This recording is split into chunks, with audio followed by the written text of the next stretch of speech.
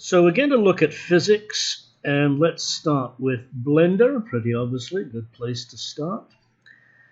And we'll hide the camera and the target in my standard scene. Your mileage may vary, of course. And I'm going to get rid of the cube and go to Shift A. What am I going to add? Let's add an icosphere. Here's our icosphere. I'm not going to do anything to it immediately because I want to change some of the default values. So I'm going to give it 4 subdivisions. Meter radius, everything else, that looks good. Right, I think I'm good with that. So I'm going to shade smooth, and now all my options disappear. Let's look at it from the front, which is -Y, and go into edit mode. I want to see it in wireframe. Z, drag over. You remember, you don't need to click on wireframe. You can just drag to the left and click anywhere, and that will automatically select wireframe. And I'll take all the verts above the halfway line away. So now we got kind of sort of a bowl shape. However, this is going to be a bowl for a physics simulation. And one thing you probably don't want in a physics simulation, or indeed in real life, is a bowl which is completely round on the base. So I'm going to select some of the verts for the base. And obviously they'll appear a slightly random selection because this is an icosphere. And then I'm going to click on the 3D cursor icon and place the 3D cursor at about the highest point of that selection of verts. Next, I'm going to choose to scale around the 3D cursor, and then I'll hit SZ0, enter. And now I've flattened it in the Z direction. So it's got a reasonably flat base. It's not going to roll around too much. Let's go back out to object mode, and I'm going to hit Z solid. There we go. It's got a nice little dent in the base, and you can see it's not perfect, but it'll do for what we want. However, this doesn't have any thickness. I think I would like some thickness in my bowl. So go to modifiers, modifier, and solidify. Solidify, it's thickening it by 1 centimeter, 0.01 of a meter. I'm not too worried about the scale here, so I'm going to thicken it up to something more like 0.05.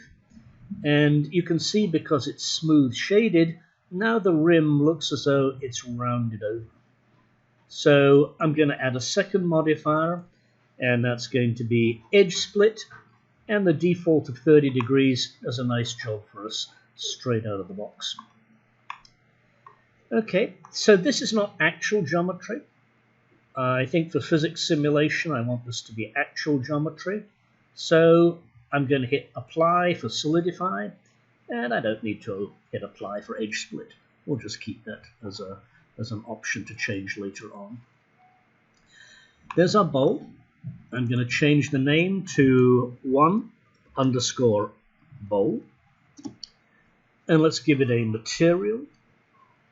I'm going to go to Material tab, New Material, drag the 1_bowl icon down to the material name. What's it going to be? It's not going to be a principled BSDF. It's going to be an unprincipled BSDF. In fact, it's going to be glass. And that's all we need to do for this.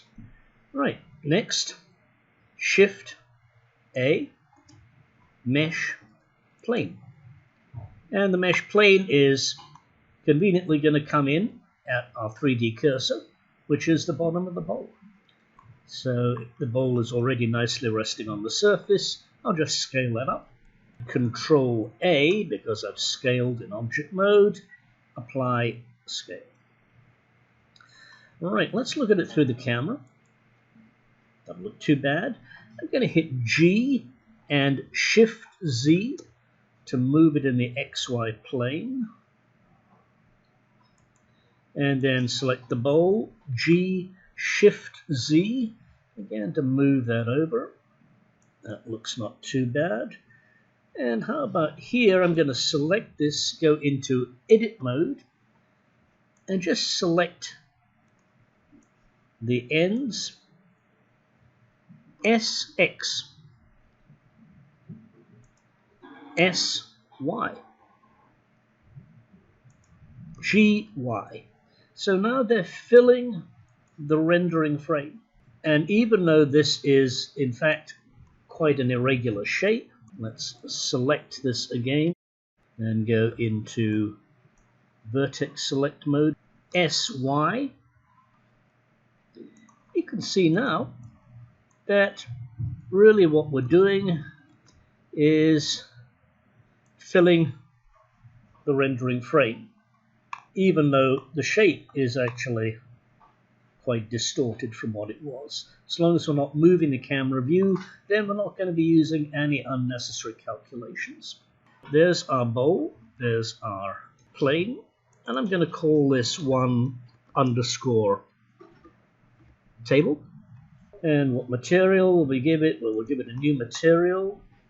It's going to be called table, and I'm just going to give it a kind of brownish material. So southwest direction, cut the value, maybe not quite so reddish or quite so saturated. There we go, something like that. Okay, we can't see it because we're in shaded mode. If we go to look dev, now we can see the table surface and the bowl. You can see the bowl is actually going through slightly. That could give us some problems. Let's go to front view. But of course, as soon as we go to front view and the table isn't selected, it disappears. So that's no good. Let's do ourselves a favor by selecting it and going into edit mode, 3, select the face, E, and just extrude it down. And back out into object mode. So now when we look at it from the front, we can see it whether it's selected or not. And I'm going to move the bowl up a little bit. There we go. Now we'll let it settle later on. All right, next we want to drop some apples into the bowl. So I'm going to hit Shift A, create another icosphere, but this time I don't want 4 subdivisions. Let's just take it down to 3. And I'm going to reduce the size. Because I'm reducing the size of a primitive object, I don't need to hit Control A. You can see here scale is still 111, even though I'm changing the actual dimensions. So useful to remember, you don't need to hit Control A if you're changing the creation parameters of a primitive object. And I'm going to move it, G, Shift Z. And let's look at it from top view, from Z. Okay, and you can see problems of moving things in a perspective view. You don't know where you're going to end up. Right, so this is icosphere. 1 underscore apple dot 000, because we're going to have a lot of apples and we're going to drop them into the bowl.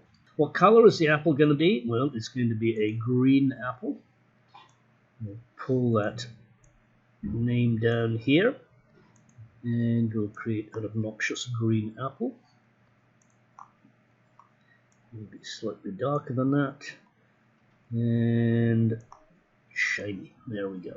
And finally, we don't want it faceted. I don't care too much about the outline, but it should be shaded smooth. Now we want to create a physics simulation. Let's start incidentally by hiding the grid. Hide the grid and hide the floor and hide both the axes. There we go. Good. So I'm selecting the table.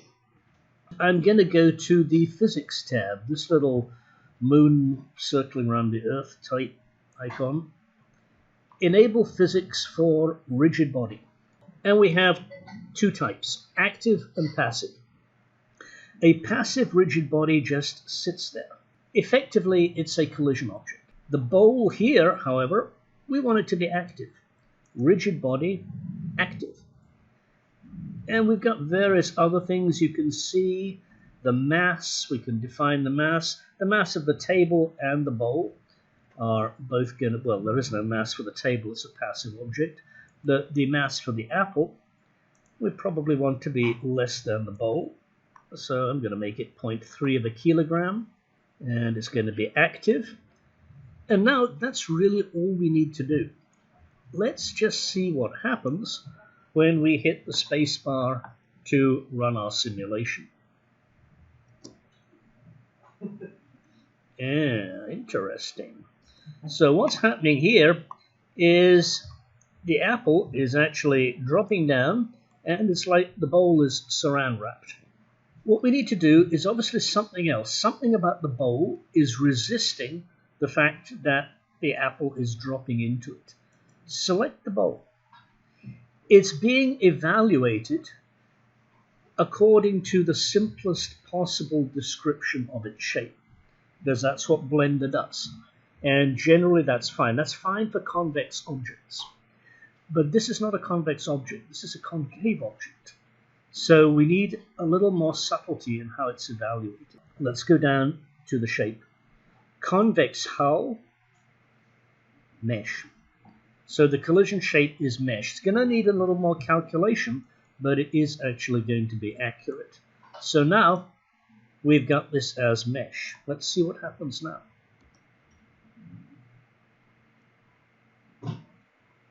Okay, and we can see it's actually seriously affecting the bowl. So we either need a flatter base or a heavier bowl or a lighter apple. But let's not worry about that right now.